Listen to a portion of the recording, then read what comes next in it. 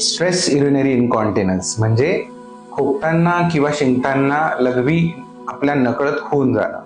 तर ही समस्या स्त्रियांमध्ये खूप कॉमन आहे, पण लाजल्यामुळे, सोशल टाबूमुळे स्त्रिया ही समस्या आपल्या डॉक्टरांना सांगत नाही.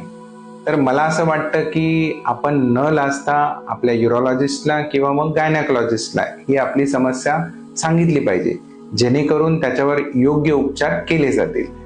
आता मार्केटमध्ये बऱ्याचशा मेडिसिन्स अवेलेबल आहे ह्या समस्येवर, जेणेकरून आपली लघवीची फ्रिक्वेन्सी कमी होऊ शकते. आपल्याला जी काही शिंकल्यानंतर किंवा खोकल्यानंतर लघवी होते त्याचं प्रमाण कमी होऊ शकतं.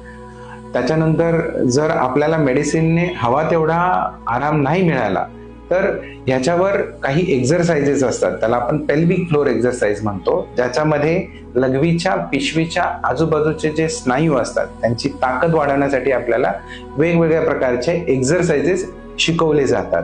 आणि जर आपल्याला ह्या एक्झरसाइजमुळे किंवा मग औषधांमुळे, ह्या दोन्ही गोष्टींमुळे हवा तेवढा आराम नाही मिळाला, जर आपली समस्या तशीच असेल, तर काही मायनर ऑपरेशन्स आहे ज्याच्यामध्ये आपण छोटीशी सर्जरी करून लघवीच्या पिशवीचा जो मार्ग आहे तो थोडा टाईट केला जातो, जेणेकरून हे लिकेजचं प्रमाण कमी होतं. तर माझी सर्व स्त्रियांना एकच रिक्वेस्ट आहे की न लाजता आपल्या युरोलॉजिस्टला आपली ही समस्या सांगा, जेणेकरून ते याच्यावर योग्य उपचार देऊ शकतात.